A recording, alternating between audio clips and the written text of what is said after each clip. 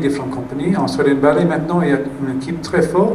Et avant chaque période, ils vont avoir, pratiquement avec chaque danseur, qu'est-ce que c'est le risque. Attention, avec cette chorégraphe, il va être fait, il donne une prescription de soins et attention, prise de conscience sur tous les danseurs, et leurs blessures, le pourcentage sont baissés énormément.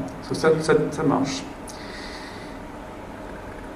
Comme je dis, ici on a proposé des questions pour nous mieux connaître notre corps et ces signaux de larmes. Il faut demander au danseur. Au moins il pose des questions et peut-être au moins le risque est conscient. Comment mieux définir les objectifs pour notre santé? Bon, les danseurs souvent ils sont comme le Dieu, ils ont un comportement de vie pas comme les sportifs de haut niveau, et ils sont des sportifs de haut niveau. Au moins prendre plus de conscience que vous êtes, si vous faites ça, vous êtes conscient, vous n'êtes pas une victime, vous êtes le maître de votre corps. Respectez notre instrument, sachant que le mouvement est le résultat de le lien entre la matière et l'esprit. Il n'y a pas de mensonge dans le corps. Si le mouvement est fluide, l'esprit et la matière est respecté. Si ce n'est pas le cas. Pour les jeunes chorégraphes, comment apprécier la complexité de la situation dans un chorégraphe? Au moins d'être conscient que quand vous entrez dans le studio, vous n'êtes pas dans la même position d'un chorégraphe invité ou un directeur chorégraphe. Vous avez votre collègue devant vous. C'est plus compliqué. Au moins d'être conscient de ça. Il faut avoir un autre rapport. Vous ne pouvez pas faire que les autres le font. C'est assez compliqué. Comment se préparer pour plusieurs fonctions. C'est pas que faire le pas, c'est pas que la chorégraphie, c'est de la répétition. J'irai avec les autres chorégraphes, j'irai avec la direction, j'irai avec le registre, la lumière, toutes ces choses. Ils n'ont pas préparé pour ça. C'est beaucoup de choses à gérer. Comment s'approprier les techniques de ces fonctions. Et ça, je pense, on peut entrer dedans. Il faut poser des questions, comme la direction a demandé nous de poser cette conférence, et poser des questions. Mais poser des questions, comment je peux mieux de faire mettre le ballet, être conscient de tout ça, parce qu'il y a des techniques derrière ça. Et de garder dans l'esprit comment faire un but de la santé de vos danseurs. Bon, c'est pas esthétique du tout, qu'est-ce que je voulais dire maintenant, mais l'année dernière, il y a eu beaucoup de blessures. Cette année, ça commence avec une grande blessure. On a annoncé la conférence avec la demande de réaction, et depuis, il n'y a pas de blessure. Personne. C'est génial, c'est magnifique. Ça veut dire, le but, on est arrivé déjà. Ça fait en plus que tout le monde avait une prise de conscience. Ils ont fait peut-être plus attention, je ne sais pas, mais depuis, il n'y a pas une blessure. Pour cette mois-là, il n'y a rien. Et le mois dernier, il y avait l'habituel nombre. Bon, il y avait un très grave qui a mis la conscience de tout le monde. Un exemple de forme de préparation de fonction, je voudrais juste mentionner des types de choses qu'on peut le faire. On peut faire une conférence sur comment apprendre l'apprentissage de nos mouvements. Il y a des études en sport qui datent de 25 ans, magnifiques.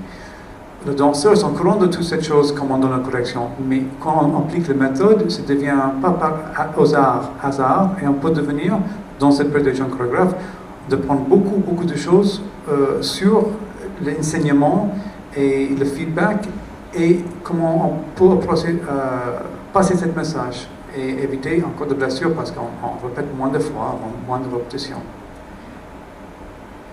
La direction, y a-t-il une manière de mettre encore plus en avant la santé des danseurs dans l'objectif de la compagnie? C'est une question qu'on peut poser et réfléchir, et je pense on peut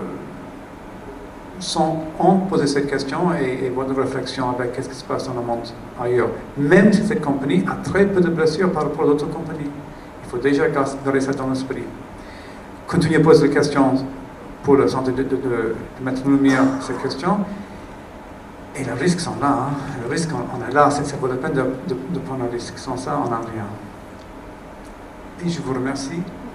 Je pense qu'on a 2 minutes pour des questions, mais comme on a commencé en retard, on peut parler dans le hall, mais la technique doit mettre tout en place. So, peut-être on peut poser 2 questions et on fait le reste dans la salle.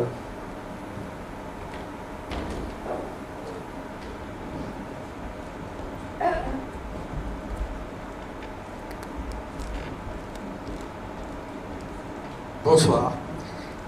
Ma question c'est le Dr Ritt.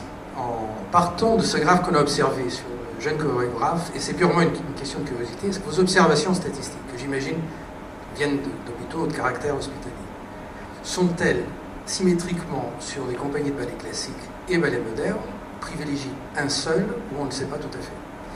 D'autres mots, et ensuite à la partie de la deuxième question, qui est la suivante. Les méthodes de prévention dont vous avez parlé, qui ont des résultats tout à fait magnifiques, ont-elles également été appliquées d'une manière symétrique ou en tout cas statistiquement différenciée par rapport à une et à l'autre des types de compagnies? En fait, la vraie question, dans le fond, c'est: se blesse-t-on moins en dansant Marius Petipa qu'un jeune chorégraphe? Merci.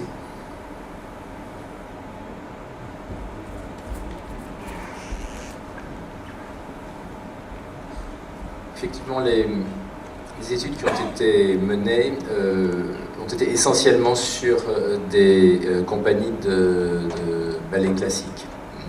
Il y a de mémoire un exemple où l'étude a été menée sur deux groupes de danseurs, mais il s'agissait dans un cas d'une compagnie ou d'une troupe de danseurs pratiquement encore en phase d'apprentissage, et l'autre était composé uniquement de professionnels. Donc il y a eu des comparaisons qui ont été faites à ce niveau, qui montrent simplement, ou qui démontrent une fois de plus le facteur aggravant de la jeunesse de l'individu, hein, donc même chez les professionnels. Par contre, il n'y a pas ça m'a peut-être échappé, hein, parce que vous savez, il est difficile de faire une revue exhaustive de tout ce qui peut être disponible de par le monde, mais je n'ai pas vu passer de documents concernant effectivement ce type de comparaison. A priori, si l'on observe les méthodes de prévention qui sont proposées par certains grands centres dans lesquels travaillent de très grands médecins spécialistes de la danse, je pense spécialement à New York, justement le Dr Rose, et Australie. Il semble que les méthodes appliquées pour la danse classique et pour la danse moderne soient utilisables, les mêmes en fait. Entre autres, la protection musculaire, le fait de rééquilibrer sur le plan musculaire, les techniques d'échauffement, tout cela en fait est en fait utilisable. C'est dérivé quand même pour partie des études menées sur les sportifs. Donc la nutrition également.